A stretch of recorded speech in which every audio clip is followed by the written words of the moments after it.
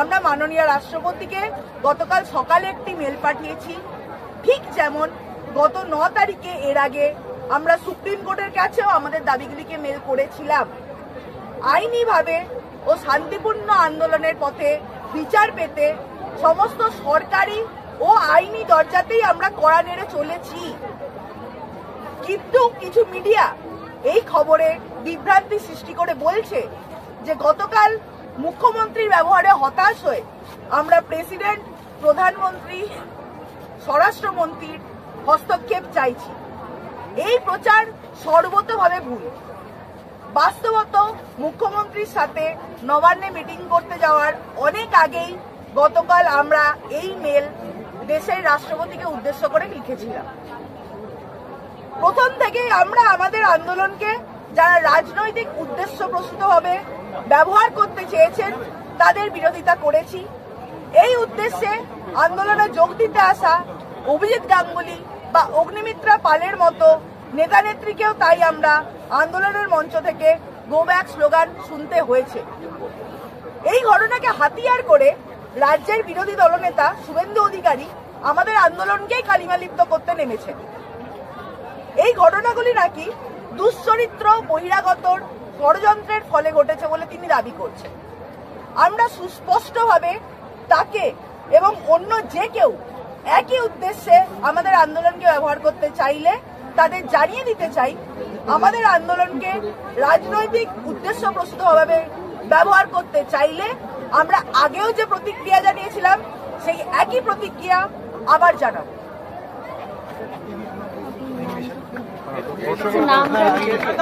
নামটা একটু বলে দিন। বিধাননগর কমিশনের শতপ্রণোদিত মামলা করেছে। এখানে সিসিটিভি বাড়ানো হবে, নজরদারি বাড়ানো হবে, পুলিশি নিরাপত্তা বাড়ানো হবে, নজরদারি না পুলিশি নিরাপত্তা বাড়ানো হবে, সিসিটিভি বাড়ানো হবে। শতপ্রণোদিত মামলা শুরু করেছে। বহিরাগতদের প্রবেশ নিষেধ করার কথা বলছে।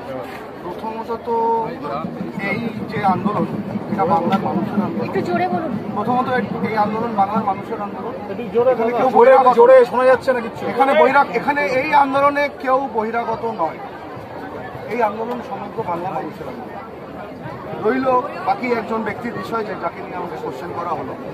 আমরা একটি অরাজনৈতিক লড়াইয়ে লড়ছি।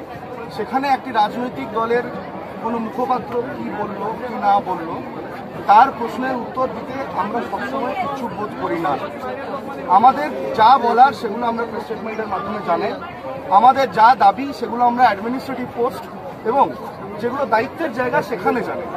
এখানে কোনো ধরনের এই বার্তা আমরা নিতে চাই না। এরা দুজনাই তোমাদের বুদ্ধি যোগাচ্ছে, আবার এরাই হামলার ছক করছে শাসককে বিব্রত করার জন্য।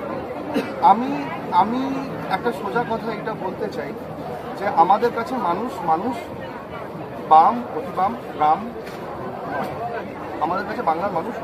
আজকে মুখ্যমন্ত্রী মমতা বন্দ্যোপাধ্যায় একটি পোস্ট করেছেন, বলেছেন জুনিয়র ডাক্তারদের কর্মবিরতিতে ব্যাহত পরিষেবায় 29টি মূল্যবান প্রাণ হারিয়েছে।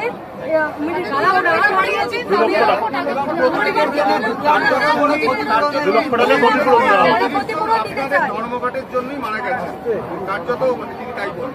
আমরা বারংবার বহুবার আপনাদের সামনে এটা তুলে ধরতে চেষ্টা করেছি যে এই রাজ্যে 93,000 সিনিয়র ডাক্তার আছে, মাত্র 7,500 জুনিয়র ডাক্তার আছে।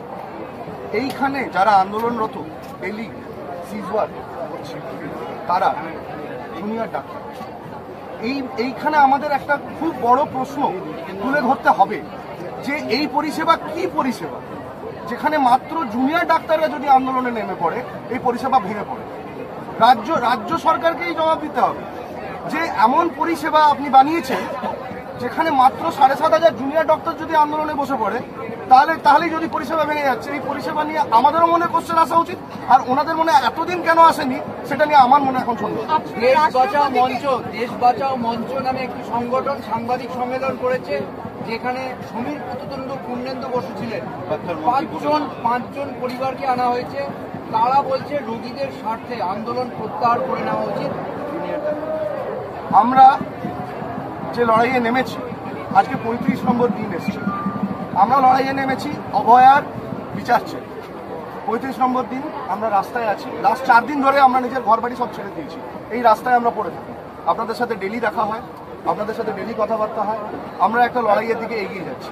এহেন অবস্থায় যদি আমাদের কাজের জায়গায় ফিরে যাওয়ার কোনো জায়গা করে দেওয়া হয়, যদি সেই জায়গাটাকে সেভ করে দেওয়া হয়, আমরা কাজে ফিরে যেতে চাই।